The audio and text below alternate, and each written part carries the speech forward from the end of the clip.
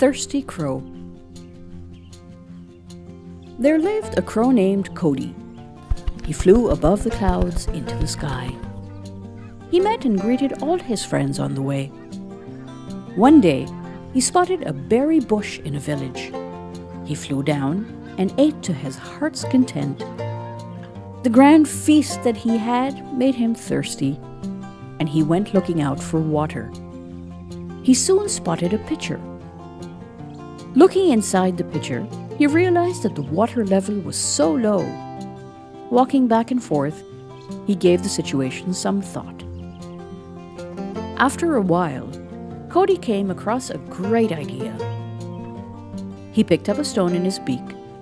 He flew to the pitcher and dropped the stone inside. Cody became very happy on seeing the water level rise. He continued to drop stones, which tired him out a lot. But he kept on dropping the stones till the water was within his reach. And after a good drink, Cody flew away happily. The moral of the story: try and try until you succeed.